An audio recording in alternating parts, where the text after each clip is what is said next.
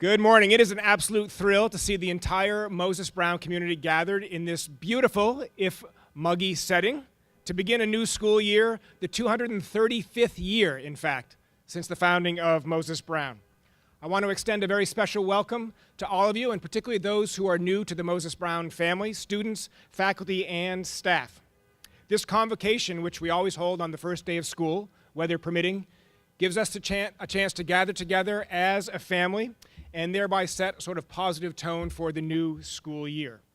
Our gathering includes the entire student body, from our youngest members, the nursery, class of 2033, woo,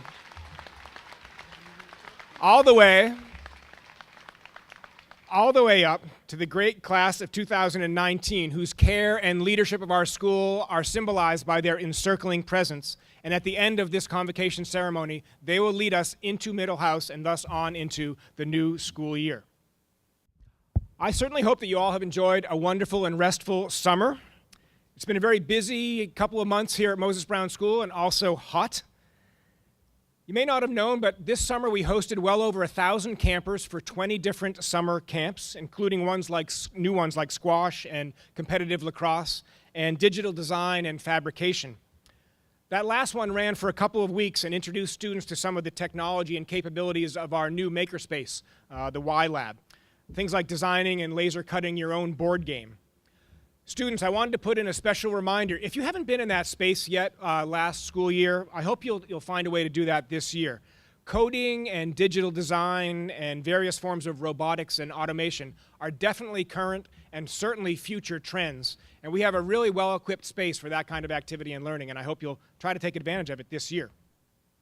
There were also some interesting public events held here at Moses Brown this summer. We had a conference for school business managers, a conference for school women leaders, and also we hosted parts of the Flickers Rhode Island International Film Festival.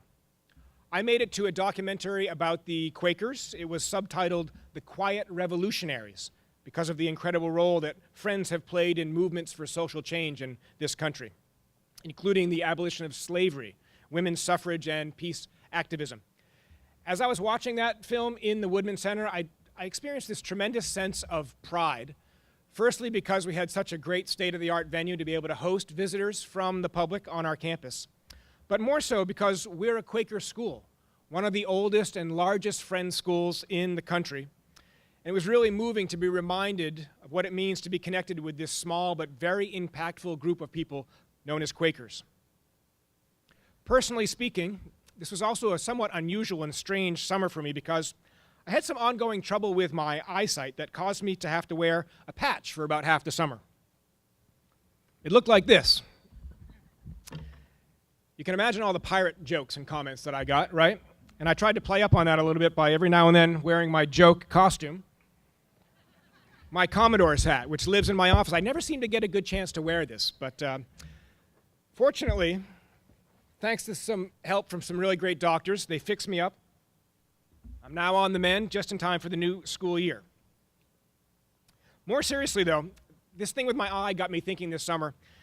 I bet if you pause long enough to ask everybody in the audience here, I bet you every one of us dealt with some sort of challenge or obstacle or impediment this summer or in recent months. And I hope that you found ways to overcome that. Last week at our opening meetings, our faculty and staff had a presentation from a Columbia professor named Ellie Drago-Severson that at the core was about how to nurture and support lifelong learning. And she likened that process to the lobster, believe it or not.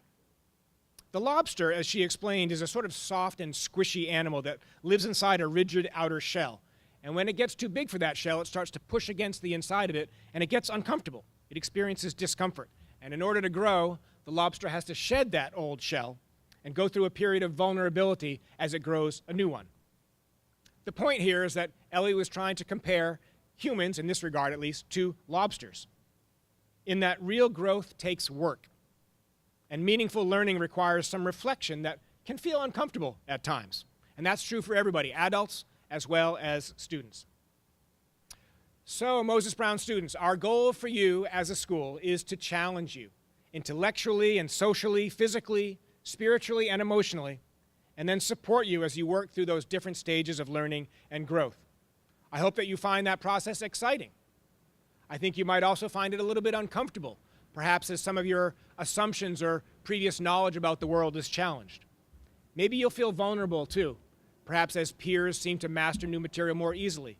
You might even feel a little bit of stress as you're continuing to develop your time management skills. Don't worry, all of that is a normal part of learning, and our faculty and staff are real experts in creating conditions and opportunities for you to grow, shed your old shell, and then begin developing a new one. So as we start the new school year, I wish you all success in that process, and if you're committed to embracing all the opportunities before you and leaning into the discomfort of new learning, I know that you'll do incredibly well. Welcome back, everyone, and let's have a fantastic year.